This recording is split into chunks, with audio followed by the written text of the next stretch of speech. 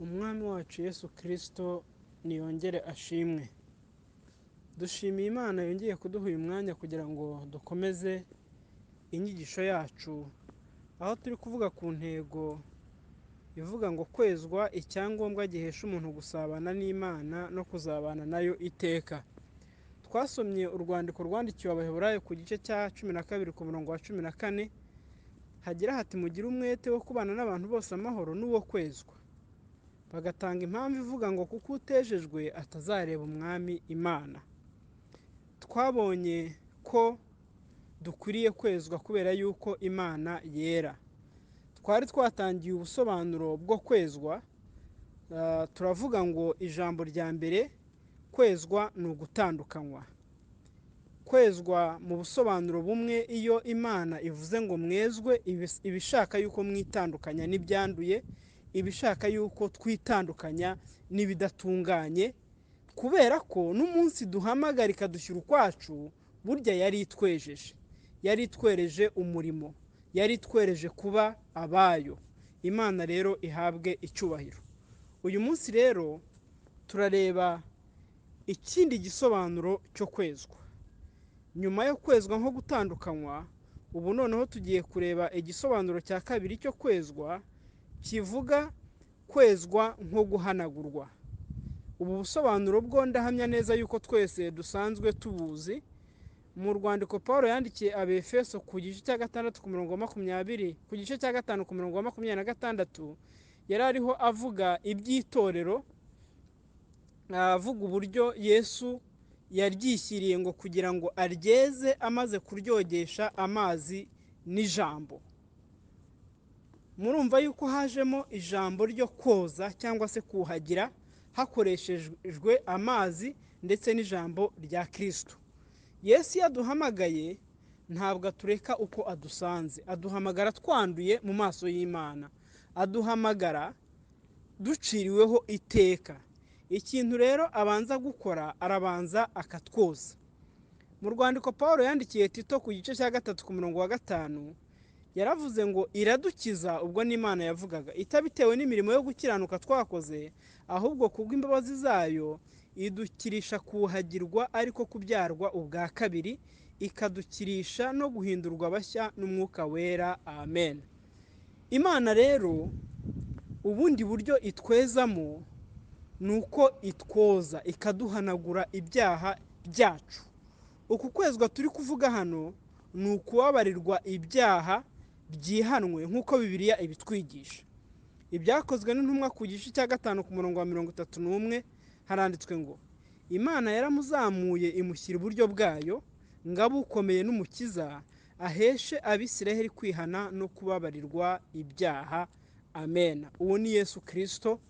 Imana yazamuye ikamugira umwami na Kristo, ariko ngo ifite intego yo kugira ngo aheshe Abisiraheli, kandi ntabwo ari Abisiraheli gusa, ahubwo aheshe n'isi yose kwezwa, kwihana ndetse no kubabarirwa ibyaha. Uku niko kuhagirwa Imana yatwuhagiye tukiva kwa Satani. Twari twanduye, ariko amaraso ya Yesu Kristo atwezaho ibyaha twakoze byose. Irangije rero iratwuhagira, kuko twari tumaze kumenya yuko twanduye. Twizeye Kristo turatsindishirizwa, izina rye nirihabwe icyubahiro. Mu rwandiko rwa mbere Yohana yanditse ku gice cya 2 ku murongo wa 1 n'uwa 2, yaravuze ngo bana banjye bato, mbandikiriye ibyo kugira ngo mudakora icyaha. Icyakora nihagira umuntu ukora icyaha, dufite umurengezi kuri Data wa twese, ari we Yesu Kristo ukiranuka. Uwo ni we mpongano y'ibyaha byacu, nyamara si ibyaha byacu gusa, ahubwo n'iby'abari mu isi bose. Hari abantu bigisha bakavuga yuko iyo umuntu yakijijwe biba birangiye, nta kundi kwihana, mbega bikaba icyaha gikomeye bashinja abantu bihana. Ariko nagira ngo mbabwire ngo iri jambo dusomye Yohana yaryandikiye abantu bari basanzwe bakijijwe. Yabise abana be bato, bana banjye bato, nuko yari yarababyaje ubutumwa bwiza, cyangwa se nuko yari umurezi wabo, akabona yuko ari abana. Arababwira ati mbandikiye ibyo kugira ngo mudakora icyaha. Twibukiranye yuko intego y'ubutumwa bwiza ari ukuduhesha kunesha. ariko nanone iyo habayeho kuneshwa, umukristo ntabwo agomba kuryama ngo avuge ngo birarangiye ndaneshejwe kandi Imana yarampamagariye kunesha, ahubwo usanga Kristo wegera intebe y'ubuntu bw'Imana udatinya, noneho amaraso ya Yesu Kristo akakwezaho ibyaha byose. Iri jambo kandi ryo kwihana Yesu yakunze kurikoresha mu gitabo cy'ibyahishuriwe Yohana aribwira amatorero 7, ubwo ni 5 yo muri yo kubera yuko 2 ntacyo yagawe, yayasabye kwihana. Nubwo bari basanzwe bakijijwe, yari amatorero ashimwa kuko hari imirimo yayashimye, ariko kuko hari ibyo yabagaye, mu byakozwe n'intumwa mu byahishuye ku gice cya 2 ku murongo wa 16 yarababwiye ngo nuko wihane, kuko nutihana nzaza aho uri vuba, ndwanya abo mbatikura inkota yo mu kanwa kanjye.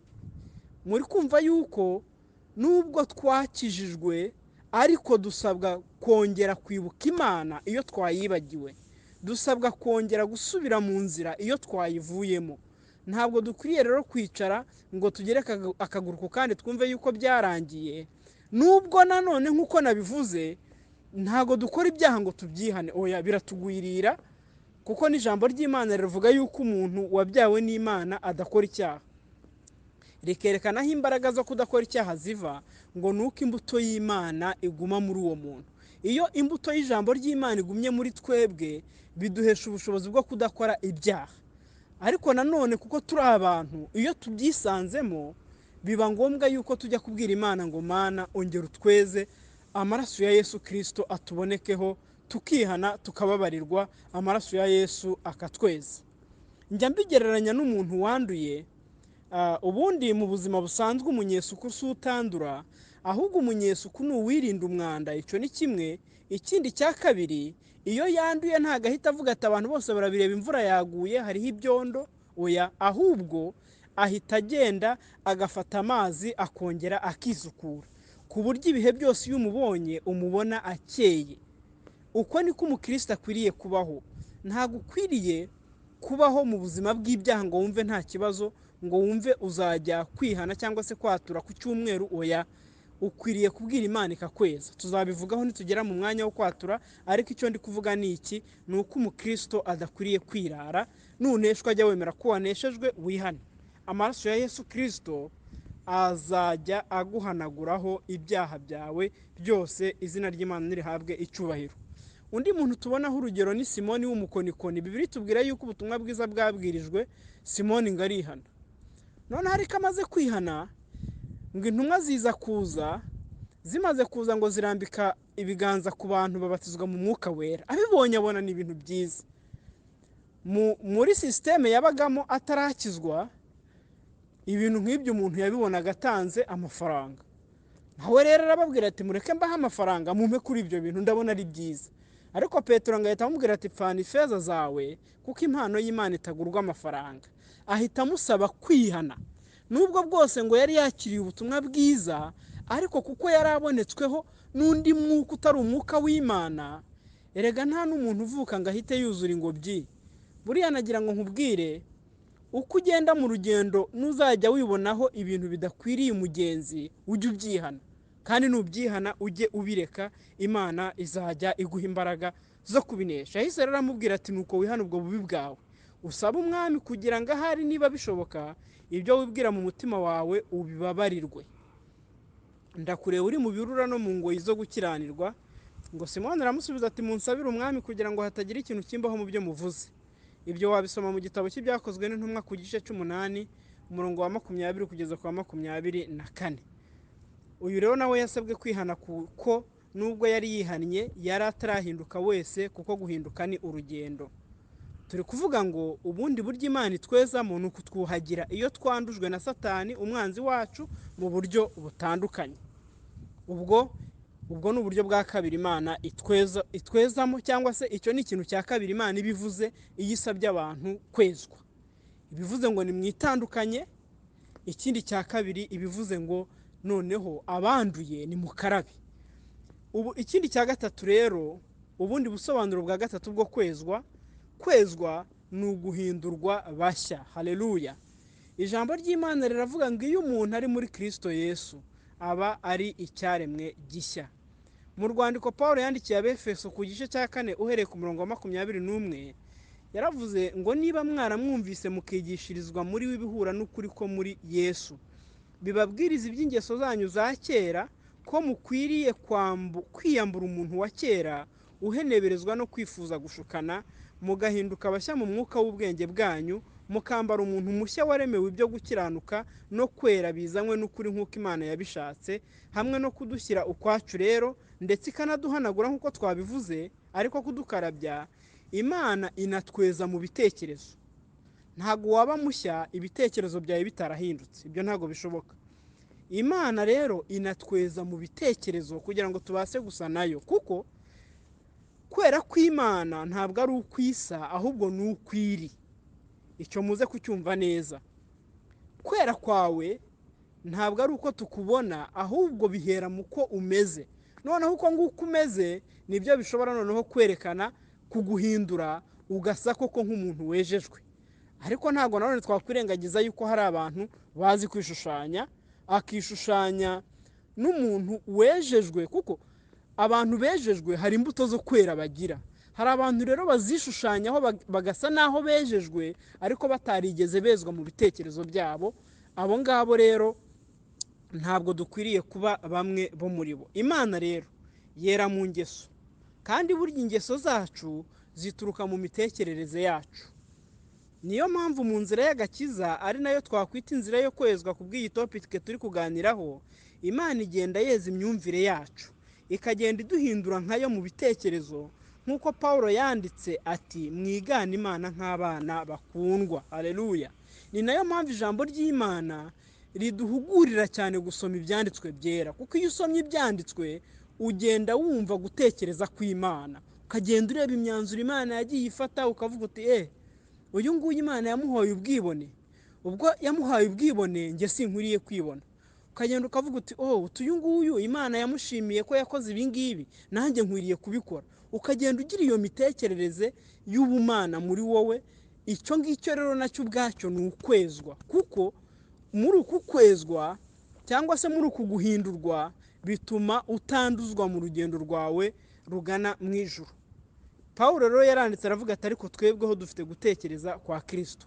Petero nawe mu rwandiko rwe rwa mbere ku gice cya mbere duhere ku murongo wa 15 na 16 yaravuze ngo ahubwo nk'uko wabahamagaye ari uwera, aba ariko namwe mubabera mu ngeso zanyu zose, kuko ibyanditswe bivuga ngo muzababera kuko nanjye ndi uwera.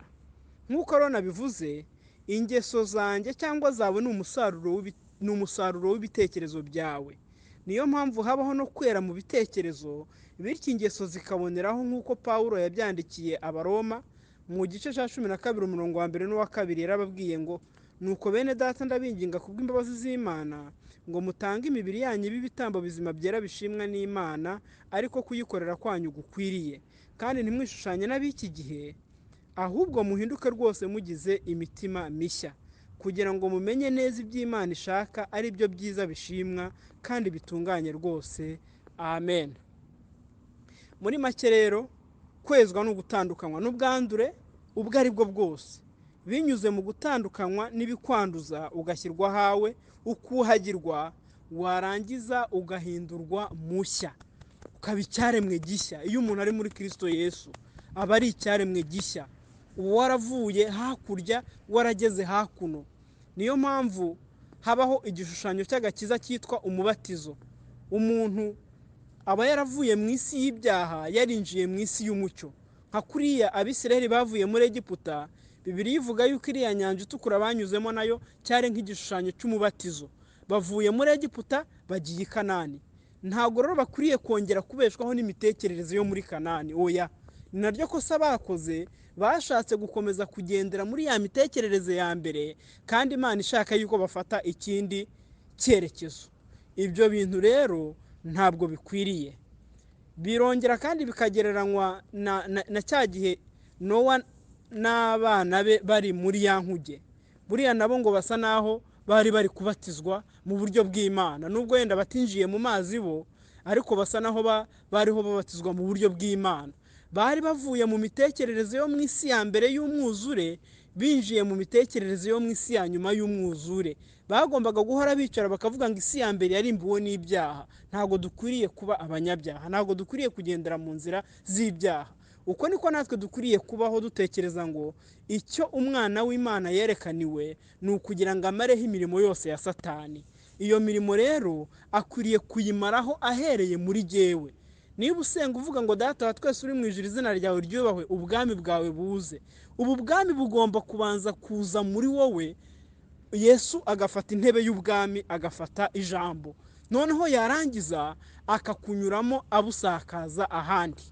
Imana rero irashaka yuko twezwa. Niba hari ibyaha wakoze, sanga Yesu akuhagire, amaraso ye aracyakora. Niba kandi hari ibitekerezo bipfuye bikigenga ubuzima bwawe, ndakwinginze, ndagusabye ngo fata ibihe usenga Imana, usome ijambo ry'Imana, witoze kubaho ubuzima bw'ubukristo. Mbese ntujye ubabarira? Soma ijambo rya Kristo ribe muri wowe rigwiriye, azagutoza kugira imbabazi. Azakwereka Yosefu imbere ya bene se ari kubabwira ati ntimwirakarire, ntabwo ari mwebwe ahubwo ni Imana ya so. Noneho muri iryo jambo akwereke yuko umugambi w'Imana ushobora gutuma unyura ahantu nubwo haba hasa n'aho ari habi, bitewe n'icyo Imana ishaka gukora. Icyo gihe uzababarira umuntu wese wagusunitse akwinjiza muri uwo mugambi w'Imana. Urwo rubanza uruhari n'Imana nka Dawidi na Sawuli, ari kumubwira ati Imana nibiba ngombwa izakwihanira, njyewe ntago naramburira ikiganza cyanjye kukwica. Oya, iyo dosiye akayishyira mu biganza by'Imana. Nuko nguko umukristo agenda yezwa. Uko nako ni ukwezwa. Ntago twezwa gusa iyo twatuye ngo tuvuge ngo Imana imbabarire ubujura, ahubwo niyo duhindutse mu bitekerezo tukagira gutekereza kwa Kristo, tuba twejejwe, kuko twabonye yuko Imana itera bitewe n'uko isa, cyangwa se ngo yere kuko ikora ibyaha, ahubwo yera kubera ko ari nature, ni kamere yayo. Natwe rero iyo twagundiriye uko kwera, biduhesha kuba abera imbere y'Imana, tukabaho ubuzima bwo kwera. Imana rero ibaho umugisha. Reka nsubikira aha ngaha, tuzakomeza ku munsi w'ejo.